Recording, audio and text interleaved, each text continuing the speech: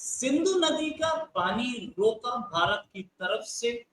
क्यों रोका गया? सबके सामने आतंकवाद आ रहा था। इंडस वाटर ट्रीटी को सस्पेंड कर दिया गया, खत्म नहीं किया, सस्पेंड किया। और इसलिए किया गया कि आतंकवाद आता रहेगा तो हम भी आपको सपोर्ट नहीं करेंगे। इस सपोर्ट में बहुत सारी चीजें, डेटा शेयरिंग भी होती है कि हम यहाँ से पानी रिलीज कर रहे हैं, आप संभाल लीजिए। वो भी नहीं होगा। अब पानी तो रुका ही रुका, वाटर लेवल्स गिर रहे हैं पाकिस्तान में। मेजर सॉरी माफी चाहूंगा, जनरल शमशाद मिर्जा जो कि पाकिस्तान के डिफेंस के चीफ हैं, तीनों के कोऑर्डिनेशन के, तीनों आर्मी नेवी एयरफोर्स के कोऑर्डिनेशन के जनरल शमशाद मिर्जा, उनकी एक स्पीच अभी सिंगापुर में उन्होंने दी। उन्होंने बोला कि इसे एक्ट ऑफ वॉर बोलते हैं। मैं आपको पहले स्पीच सुनाता हूँ, फिर उसके बाद हम इस पर डिस्कशन करेंगे। मेरे साथ हैं मेजर साहब, मेजर राकेश शर्मा जो कि खुद शौर्य चक्र है और जम्मू एंड कश्मीर में लंबे अरसे तक सर्विसेज दे चुके हैं देश को। पहले तो ये सुने, फिर उसके बाद बात करते हैं। The weaponization of water by holding Indus Water Treaty in abeyance is in total defiance of the international laws, since it is an existential threat for the people of Pakistan.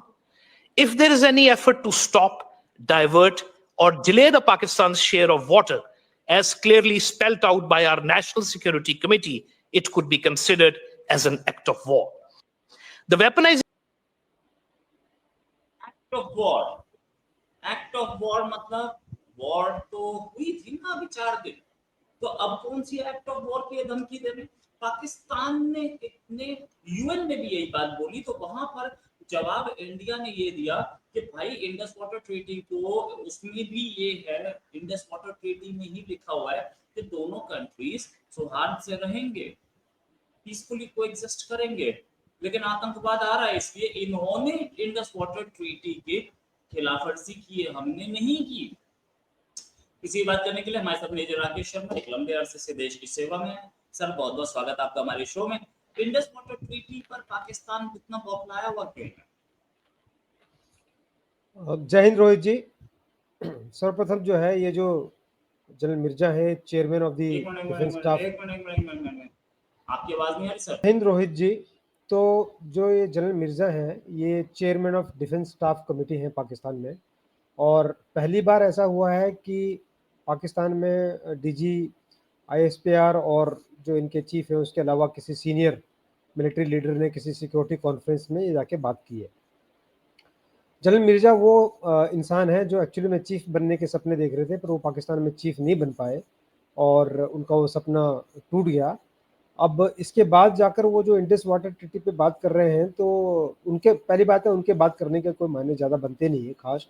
और ये तो पाकिस्तान आप भी देख रहे हैं कि हर दूसरे दिन इस चीज़ की गिदड़ दबकी दे रहा है कि it will be considered act of war. आज मैं आपको बताता हूँ कि जब ऑपरेशन सिंदूर चल रहा था तो पाकिस्तान की तरफ से सीज फायर का जो रिक्वेस्ट आया, उसकी कहानी क्या है? उसकी कहानी ये है कि जो अमेरिकन सेक्रेटरी ऑफ स्टेट हैं, उन्होंने हमारे फॉरेन मिनिस्टर को फ़ोन किया और उनसे बात की और उनसे बोला कि ये जो हो रहा है आप पाकिस्तान और आपके बीच में, इसको रोकना ज़रूरी है। तो हमारे फॉरेन मिनिस्टर जयशंकर ने उनको दो टूक जवाब दिया कि अगर इसको रोकना है तो उसको रोकने के लिए पाकिस्तान के मिलिट्री से, पाकिस्तान के डीजीएमओ को हमारे डीजीएमओ से बात करनी होगी, उसको रिक्वेस्ट करनी होगी, क्योंकि ये मिलिट्री टू मिलिट्री है। तो अगर मिलिट्री ही रिक्वेस्ट करेगी भारत के डीजीएमओ के साथ, तब भारत के जो डीजीएमओ इसको देखेंगे, उसको कंसिडर करेंगे कि इस बात को मानना है कि नहीं मानना है। और ये सब बात होने के बाद फिर अमेरिका ने पाकिस्तान के डीजीएमओ को, पाकिस्तान के चीफ, ये फील्ड मार्शल बने हुए, इनको बोला कि भाई अगर तुमको अपनी जान बचानी है तो इंडिया को रिक्वेस्ट करो।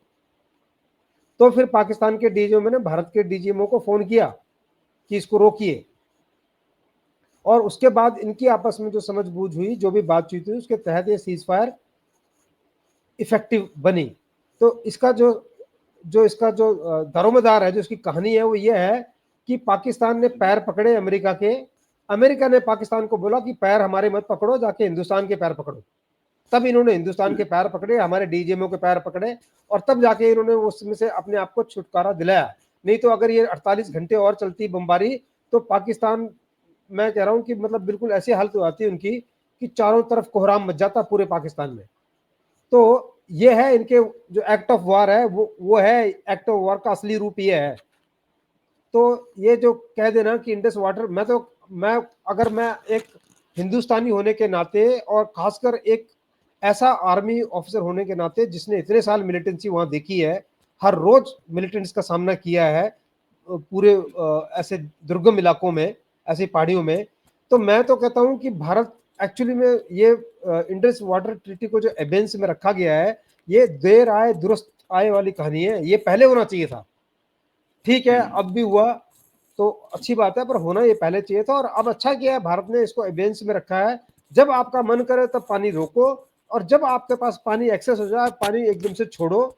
ना उनको कोई डाटा मिलेगा वाटर रिलेटेड, इसका रिवर का जो फ्लड वाटर लेवल है उसको लेकर ना कोई डाटा उनको दिया जाएगा।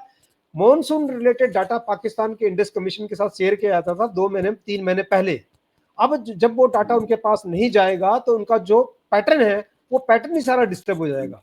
पानी रुके ना रुके, एक बार पैटर्न डिस्टर्ब हो गया तो 30 से 40% पाकिस्तान की खेती वैसे ही उजाड़ हो जाएगी उस पैटर्न के डिस्टर्बेंस होने से। जब जब जरूरत नहीं होगी तब पानी एक्सेस आएगा, जब जरूरत होगी तो पानी सूखा रहेगा।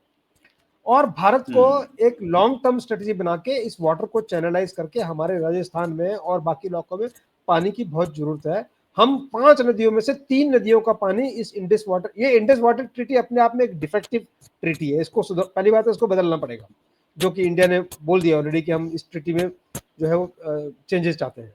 और ये जो है ठीक है, इनका जो है वो सिर्फ जो है बकवास करना और ये इधर जाके इधर सिंगापुर में बैठ के धमकी दे देना, कभी इनके डीजीएस पर, कभी डिफेंस मिनिस्टर, ये सारी धमकियां देते रहते हैं।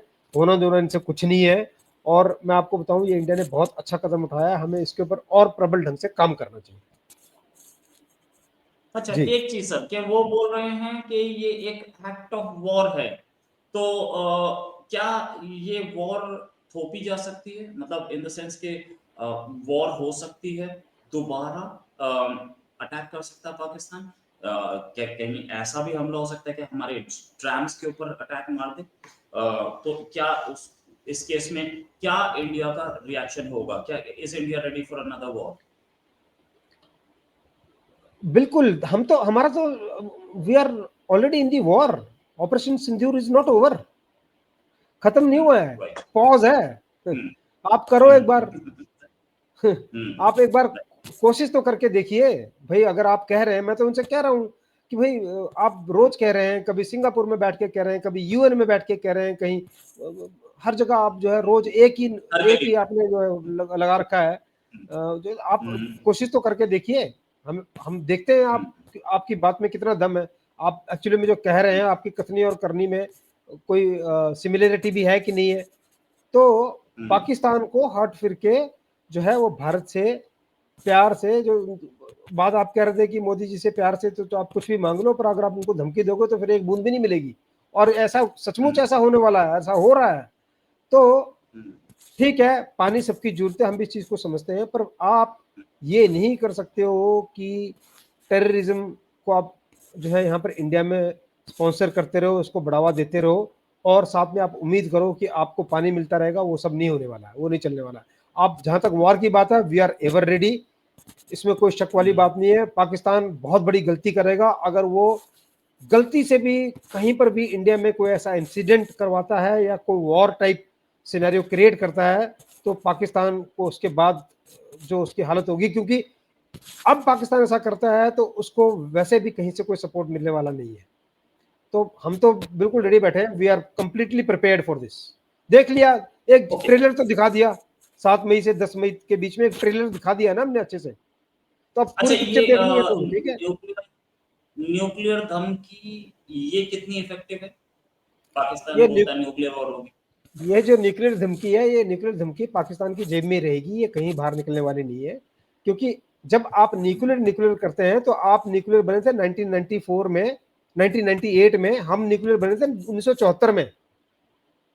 तो 20-25 सालों का फर्क है। तो अगर पाकिस्तान न्यूक्लियर करता है तो आप ये देख लें कि पाकिस्तान की पॉपुलेशन, पाकिस्तान की geography in terms of their geographical this thing shape and size, वो हमारा 1/4 है। तो आप जो है, अगर आप हमको न्यूक्लियर की धमकी देंगे तो आपका फिर जो है इस धरती के ऊपर से पाकिस्तान सब मिट जाएगा, उसके बाद बचेगा नहीं पाकिस्तान। ये सिर्फ इतिहास रहेगा कि एक देश हुआ करता था किसी जमाने में जिसको पाकिस्तान बोला करते थे, और वो भी 1971 में 2 टुकड़े कर दिया था और एक टुकड़ा बचा था, वो एक टुकड़ा भी नहीं बचेगा उसके बाद। तो ये धमकी उनकी नहीं चल सकती है सर, बिल्कुल भी। हम बिल्कुल 100% we are very confident about it, हमें इस चीज से ज्यादा फर्क पड़ता नहीं है। और कन्वेंशनल वॉरफेयर में हम जो है पाकिस्तान को देख लिया कि 4 दिन में क्या उनका हशर किया हम। क्या अच्छा, एक चीज और, इंडस वाटर ट्रीटी जो है वो सस्पेंशन में, कैंसिल तो हमने की नहीं, टर्मिनेट नहीं की। इस सस्पेंशन से सीधे सीधे इम्पैक्ट होगा पाकिस्तान की इकोनॉमी पे, खेती का भट्टा बैठ जाएगा। क्या पाकिस्तान घुटने टेक सकता है, या पाकिस्तान किसी तरीके से हमें एग्रेसिव पोस्चर दिखा रहा है? अभी तक दिखा रहा है, अभी तक तो घुटने टेकने का कोई नाम निशान है नहीं। ये जो एग्रेसिव पोस्चर है ये फॉल्स एग्रेसिव पोस्चर है।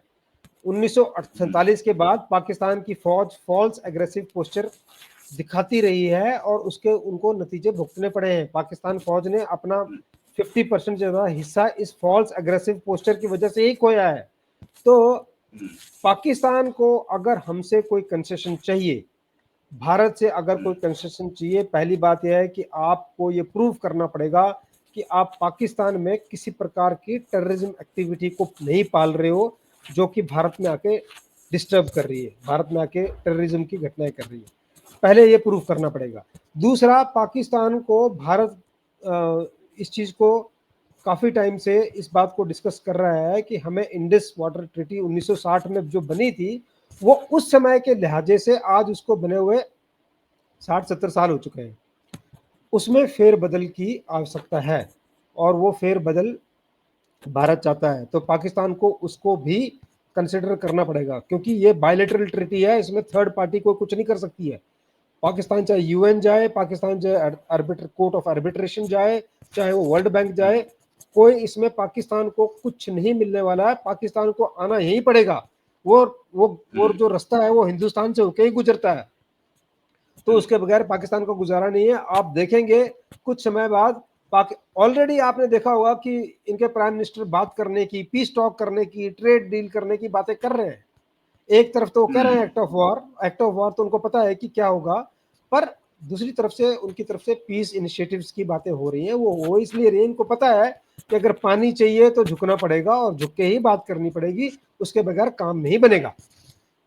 काम नहीं बनेगा, बिल्कुल सही। Thanks a lot major Rakesh Sharma ji for joining. हम आपके साथ डिस्कशंस और भी करेंगे जैसे जैसे खबरें आती रहेंगी। अभी के लिए नमस्कार, धन्यवाद, जय हिंद। धन्यवाद, जय हिंद।